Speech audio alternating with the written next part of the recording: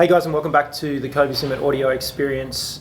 In this episode, Cam and I are going to go through a couple of CEO versus intern questions.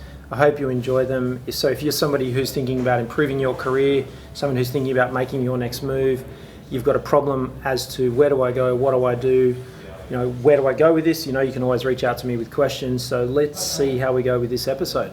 All right, so what is your idea of the perfect company culture? Obviously, you've done a lot around here to make improvements to that and make this a really enjoyable place to work. So what are your tips and what are the things that you've done? So my view of the ideal company culture, look, at the end of the day, the first most important thing for me, for everybody here in our organisation or at any other organisation, is to make it a fun place to work.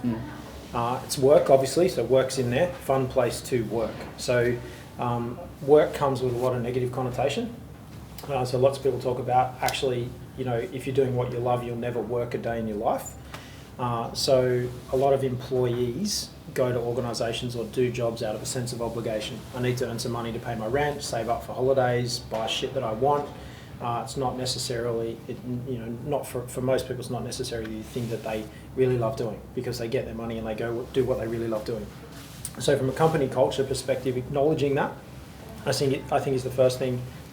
So the second part to that is making sure that everybody in the organisation understands the concept of empathy. It's really easy to jump to conclusions and blame people when things go wrong, instead of saying, hey, this went wrong. That's exciting because we just found another way that doesn't work. And by the way, are you okay? And so for me, it's about creating a safe place for people to come. I don't want people coming here with like a massive knot in their stomach, like really scared, really like fearful of what's going on. I want people to go, actually, I'm coming here to enjoy my day. It's a big part of the day. It's usually 50% of the time that you're awake, sometimes more. So for me, in terms of the important parts are people really enjoying it, so creating an organisation that's fun, not having any fear, and I'm definitely not where I want to be in terms of being a leader with that yet. That's going to still continue to take some time. Definitely the concept of making sure that everybody understands empathy so they can deploy that against each other and then lift each other up. I do think accountability is the second part that's worth putting in there. So it is holding people accountable for their contribution to the team. You can't just surf along the wave with everybody else if there's people working super hard, super smart, and people are coming in and just taking the piss. So there's an accountability, making sure that everybody holds themselves accountable and then each other accountable, and a high performance team. So, I think that those are the parts to this, which is, the final thing, which is people self-selecting out, which is if you don't enjoy it and you're not having fun, then don't drag everybody else down. Talk to your manager, talk to me, talk to somebody and say, hey, I'm really not enjoying this. Can you help me make the next step in my career? Because this isn't working for me. I'm holding the organisation back. I'm filling a seat that somebody else could be doing so much better. And people get really worried. They're like, but I can't get a job somewhere else. It's like, you absolutely can. We run a recruitment business. I see all of the other jobs everywhere. I see opportunity everywhere. But people are like, I'm never getting another job somewhere. Come see me, because I'm going to be the person that's going to be able to help you figure that out. Yeah, really. Does that make sense? Yeah. Well, as you did say, you said you want to come in and you have to work, but you want to feel like it's an easygoing sort of environment. But there is a lot of discussion about having that balance of work and outside of work life, that work-life balance. So what do you do to kind of switch off from work, or are you ever switched off from work completely? Yeah, so I don't call it work-life balance. I call it the suitable intermingling of work and life. Okay. Yeah? So the relationship. Absolutely, it's a relationship. It's an intermingling of work and life. I focus on doing the things that I really enjoy doing. So the first thing to balance work and life, if you want to use it or intermingle it, is I look at the things I don't like doing, and I find people who like doing that. And I say, hey, I got this really cool thing that you like doing. Would you like to do it? I don't like it. You like it. Let's form a partnership or a collaboration. So that's the first thing. So then I ask people the question, hey, what do you want to do more of? What do you want to do less of? Like, everybody wants to do more of something. But the only way that you can do more of something is to do less of something. You've got to create space. So you want to do more, whatever it is. You want to watch more movies. You've got to make space so you can watch more movies, So I think that, for me particularly, is about understanding that it's an intermingling, delegate the things that I don't like doing, Mm-hmm. because then I'm happy doing those things. Then it's about having honest conversations with those people around you. I work a lot. This morning I've been, today, for example, and I'm not asking anybody to do this, but I've been up since 4, awake since 4, and getting on with it and doing stuff since 4 o'clock.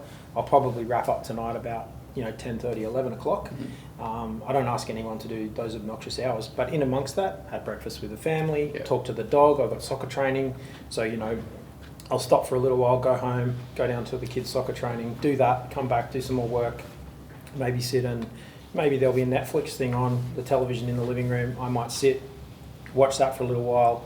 I'll probably be on LinkedIn while the television's on because that doesn't hold my attention. Yeah.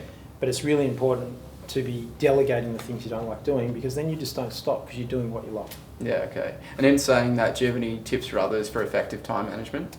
Yeah, absolutely. I think the first thing is, I don't want to sound cliche about this, but it's a race, right? Work is competitive, it's a competition. And so I think the first thing is the first person out of the blocks is more likely to win because they get the advantage of the jump start. So that's why I think getting up early is really important. So I think my first productivity tip and work tip for people is to just get up half an hour earlier. Like, I think people sleep in, like 6 a.m. is a sleep in. I don't want people to feel guilty about this because people say, oh no, I work more effectively at midnight or 1 a.m. or 2 a.m. Me personally, I can get up at 3:30 and smash the day. And if I get up at 3:30 or 4 o'clock, I'm up 2 hours before the rest of the house. I can get a whole day's work done for the business, and then I can have a coffee and breakfast, and I can walk my son to school, and then I can turn up at the office to a marketing meeting. We can have our marketing meeting. I can be in back-to-back meetings. I'm not anxious about work I haven't done. And I think also, the two things. One is get up half an hour earlier, and what should you use that half an hour doing? Reading. Get up half an hour, read. Get up half an hour early, read for half an hour every day, and I guarantee every year you will double your income. Is that kind of switching the brain on when you're reading for that first half an hour of the day? Is it like? Look, it's always about what should I read. Yeah. So I think that I read solutions to problems I'm having. So if I have a pain point, it's a people issue, it's a sales issue, it's a marketing issue, it's a relationship issue, it's a community issue, whatever it might be. I go looking for chapters in books around that are specifically solutions to those problems to get me thinking. So yes, it turns my brain on, but it goes, oh, here's the author's way to solve that problem. Any of this stuff that's here on the shelf, these are not props for a video. This is some of my library. And so I'll grab one of these books and I'll say, right, what do we need to do? And I'll be like, just remind myself, these are the recipe books. So yes, it turns your brain on around solving the specific challenge that you're trying to solve. Okay.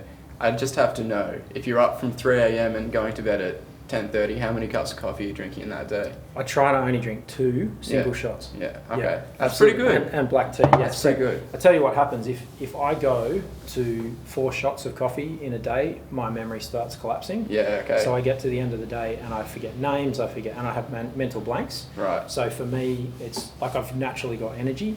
So I use caffeine and apples. Yeah, okay, that's brilliant. That's my trick, yeah. Because I've known people that drink, 6 plus It's way too per much. day. It's way too much. And then you develop a dependence on it, and then Absolutely. if you don't have it, you're done. Oh, don't worry, I'm very much dependent on it. But I do every year, I do about 2 months of no coffee.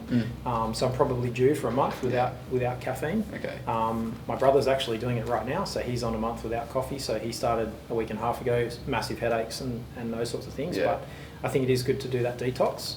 So yeah, I'm probably due in about 3 or 4 weeks to do 4 weeks no coffee. Yeah, that's good.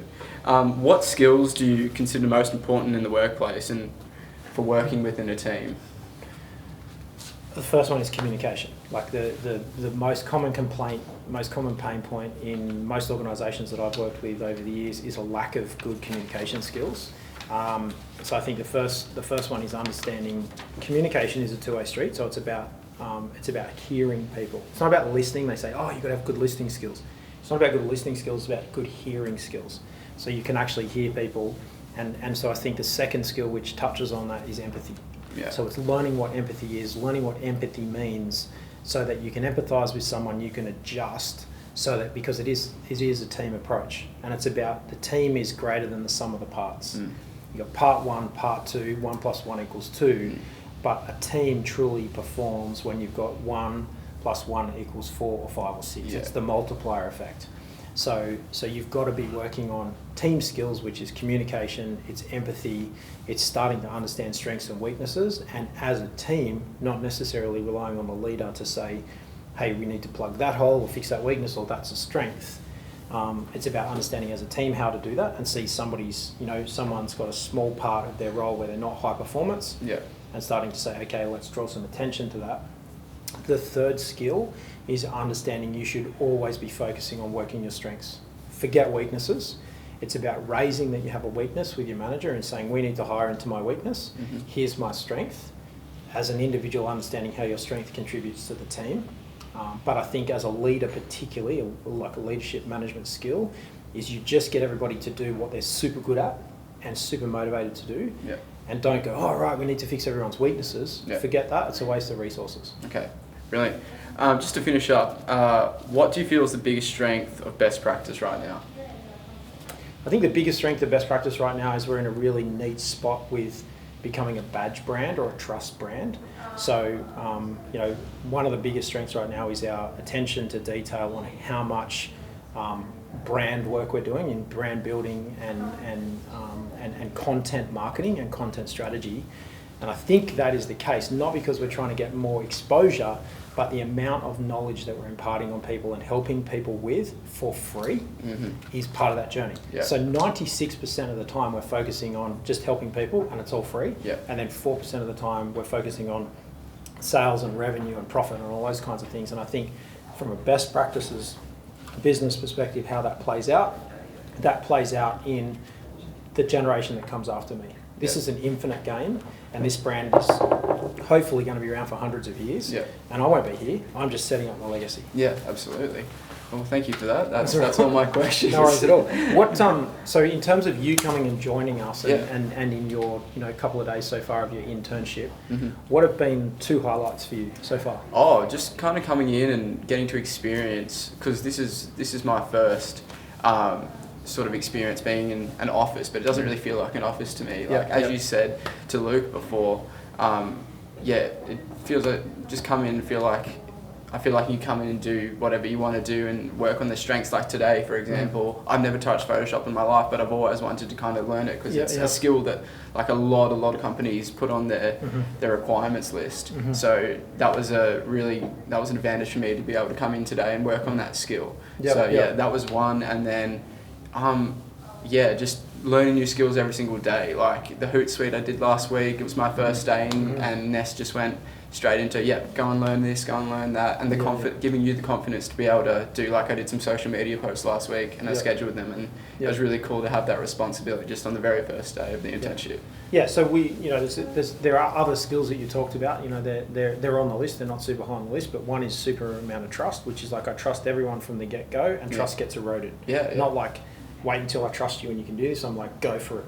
Because my view is that like what we're trying to do here is a lot of the things we're doing you can't Google, and so we're like a lab. So we're in here, we're testing, we're experimenting, and we've got a goal in terms of the thing we want to achieve, and along the way we're going to find out the things that don't work. So I think it's important to create a safe environment where people can make mistakes and they can come in and practice. And it's no different to a high performance football team or soccer team or any sport. You've got to practice, and you've got to practice, figure it out, so that on game day you get to play. And I don't think many organisations really appreciate that. It's like they're super nervous about losing money or wasting money, and instead of actually understanding that part of your budget is experiment and it's bringing people up to speed and what that looks like. And then communicating, you can make mistakes and don't get scared. I definitely do appreciate the fact that we're able to come and ask you questions and have conversations with you, because I definitely wasn't expecting as an intern to be able to, in my first internship, come in and talk to the CEO and get tips about just life in general and your work life especially. So definitely do appreciate that. No, that's awesome. I mean, that's what it's about, accessibility. And you guys know that the intern program here is as much about you guys learning. We're talent scouting. It's about building an ecosystem and a network to help people. and it's also giving us real-time feedback. Yeah, you know? absolutely. Yeah. Absolutely. Okay, well, this has been the Kobi Simmat audio experience. I hope you enjoyed it. It's always available on your favourite podcast platform. We're posting a number of times a week. So if you're not following us already, check out Best Practice TV on YouTube and hit the subscribe button. I hope this was useful for you. Let me know in the comments, yes or no, was it useful? Cam's here and he's enjoying it. He's having a great time in his internship here at Best Practice. So we're going to see him more in a couple more videos.